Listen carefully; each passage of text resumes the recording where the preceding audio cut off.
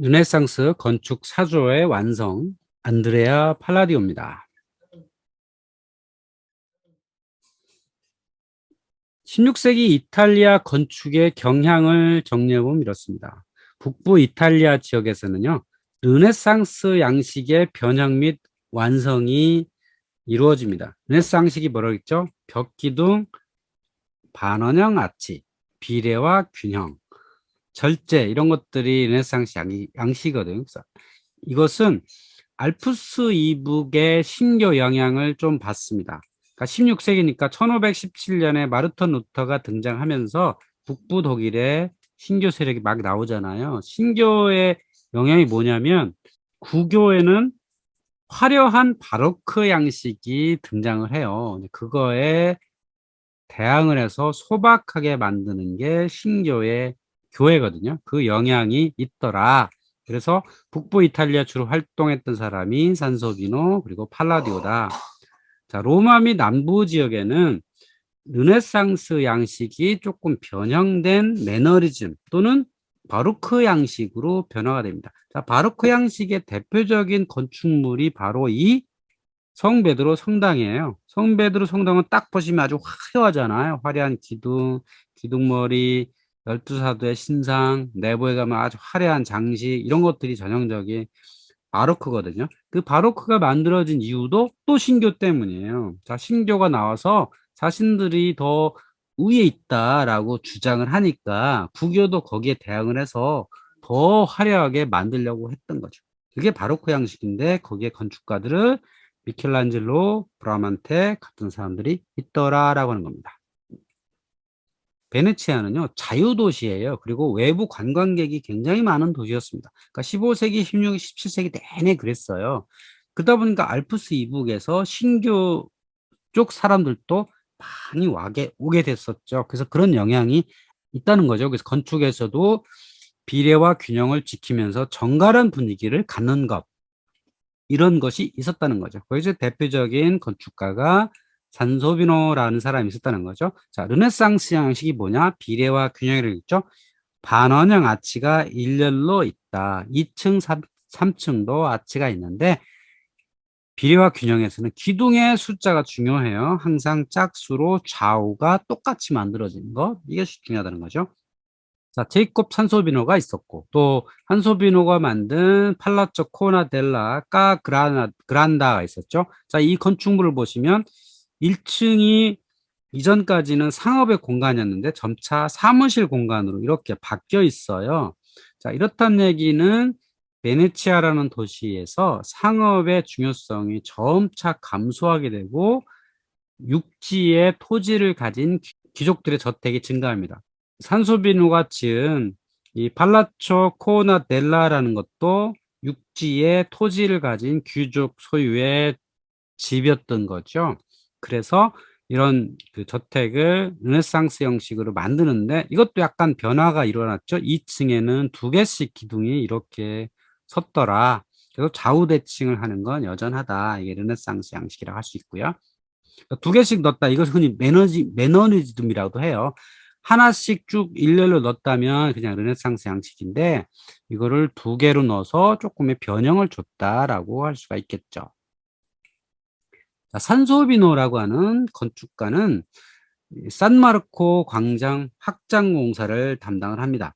자, 산마르코 이 광장은 원래 작았어요. 여기 종탑이 있거든요. 종탑 앞쪽에 광장이 작게 있었는데 이것을 대규모로 확장을 합니다. 그래서 이 앞에 있었던 다른 건물들을 허물고 이 도서관 건물들을 이렇게 짓게 돼요. 그래서 산마르코 성당 앞쪽에다가 거대한 광장을 만들게 되죠. 여기 도면을 보시면 여기 건물과 이 도서관 사이에 광장이 만들어지고요. 산마르코 성당과 도제궁 옆에 원래 있었던 광장이 이렇게 열리게 되었죠. 그래서 이때 지어진 것이 바로 산마르코 성당 도서관입니다. 자, 이 건물을 보시면 르네상스 양식에 충실했다는 것을 알 수가 있습니다. 어떤 게 르네상스 양식이냐? 바로 기둥이 일렬로 일정하게 서 있죠. 그래서 반원형 아치가 서 있다. 이 롯지아처럼 이 개방된 공간 안에 기둥머리가 일렬로 있더라. 그리고 2층 그리고 꼭대기층에 장식품들이 이렇게 있다라고 하는 거죠. 조금 더 자세하게 들여다보면 이렇습니다. 1층에는요, 이 도리스식 기둥머리가 있고요. 도리스식 기둥 위에는 반드시 세 줄이 있는 트리글리프와 그 사이사이에 그림이 들어가는 걸 메토프라 그래요. 그래서 항상 트리글리프와 메토프 그리고 도리스는 하나의 짝이에요. 그래서 기둥머리 이렇게 단순하게 만들면 반드시 트리글리프와 메토프를 넣어야 된다는 게 규칙입니다. 그리고 여기 양머리처럼 되어 있는 이오니아식 있잖아요. 이오니아식은 이 위에 안 넣어도 돼요. 그러니까 여기 보면 양머리 모양의 이오니아식 있잖아요. 근데 이 위에는 밋밋하죠. 아무 장식이 없잖아요. 그러니까 이오니아식은 양머리 모양으로 화려하니까 위에 아무것도 안 넣어도 되고, 노리스식은 기둥머리가 단순하니까 그 위에다가 트리글리프와 메토프라고 하는 장식을 넣었다. 이건 이제 그리스 시대부터 로마를 거쳐서 르네상스까지 이어지는 아주 기초적인 규칙이었던 거죠. 그리고 위에다가 꼭대기층에 난간의 장식품들을 이렇게 다는 것. 이것은 고딕 시대 어떤 그 장식의 문화였어요. 그래서 고딕 시대를 연계하고 꽃장식 인물상을 이렇게 구현했더라라고 하는 겁니다. 이게 산소비노라고 하는 사람이 구현했던 산마르코 도서관입니다. 자, 로마로 가보면 로마의 중요한 건축가 중에 한 명은 브라만테입니다. 브라만토가 만든 것 중에 템피에토라고 하는 작은 기도 공간이 있었어요. 지금은 요 바티칸 경내에 있는데요. 자, 이 템피에토라는 것은 그리스 시대의 델포이 성역과 올림피아 성역에서 아마도 따왔을 것이다라고 추측이 되는 이제 이런 겁니다. 이렇게 원형의 작은 돔 형태를 갖고 있는 것, 이것을 이제 템피에토라고 부르는데요. 이 브라만테가 만든 템피에토의 모양은 위에 이제 건축물 위에 돔이 올라가는데 상당히 큰 역할을 하죠. 물론 여기에 이렇게 발코니 형태로 되어 있는 거, 이것은 피사의 사탑에서도 있었다 그랬죠. 이런 모양이 점차 발전을 해가지고 브라만테 같은 사람들이 받아오고, 또 여기에 미켈란젤로도 역할을 하고 하면서부터 나중에 이제 서유럽으로 가서 이 18세기, 19세기의 신고전주의 건축에도 절대적인 영향을 끼치게 되죠. 자, 브라만테가 또 한 건축 방식은 벽기둥 있죠? 벽기둥. 알베르트가 만들었다고 하는 아치에다가 벽기둥, 사각형 벽기둥이 들어가 있는 벽체기둥 형태의 내부를 구현하는 것. 이것도 이 브라만테 방식이라고 할 수 있죠. 2층에 올라가면 좀 변형을 했죠. 사각형 벽기둥에 둥근 원형 기둥을 번갈아 가면서 넣음으로써 이 지루함을 없애는 그런 효과가 있겠죠. 아래층은 하중을 받아야 되니까 벽기둥이 두껍게 해야 됐고, 2층으로 가면 그럴 필요가 없으니까 얇은 기둥을 넣어도 됐겠죠. 그래서 이렇게 구현을 했더라라고 하는 겁니다.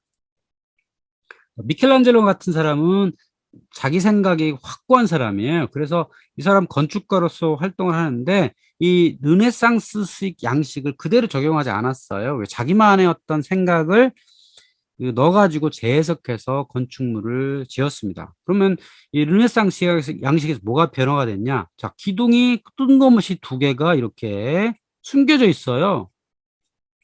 그냥 장식품으로 넣은 거죠. 그리고 페디먼트도 아래를 이렇게 따가지고 안내판 같은 거 붙였죠. 그래서 변형된 페디먼트. 그리고 계단도 보통 그냥 밋밋하게 좌우측을 똑같이 만드는 게 르네상스 양식이었다면, 미켈란젤로는 이걸 원형 계단, 그리고 여기 계단 올라가는 이쪽도 둥그렇게 만들었죠. 그래서 꼭 빠져야 필요가 있느냐, 둥그렇게 이용하는 사람만 편하면 되지, 이런 식으로 자기 생각을 넣어가지고 자신만의 관점으로 짓는 게 미켈란젤로의 특징이라고 할 수 있죠. 또한 미켈란젤로가 만든 건축물, 그래서 흔히 미켈란젤로는 르네상스 양식의 건축가라고도 하고 또 매너리즘 양식을 구현했다라고도 해요. 그러니까 똑같이 안 한다는 거죠. 르네상스 양식이라면 이 사각형 벽기둥만 있으면 되는데, 이 거대 벽기둥이죠. 1층에서 2층까지 다 올라가는 하나의 사각형 벽기둥이 구현되어 있죠. 근데 뜬금없이 요 사이사이에다가 둥근 기둥을 또 집어넣었어요. 이 둥근 기둥은 사실 이 하중에서 필요가 없잖아요. 없어도 되는데 그냥 장식품으로 기둥을 이렇게 넣은 거죠. 또 2층에 가보면 요 페디먼트도 이렇게 따가지고 창문을 만들었고, 여긴 또 반원형 박공을 또 넣는 이런 형태로 좀 자유롭게 구현을 했더라라는 게 미켈란젤로의 특징이죠.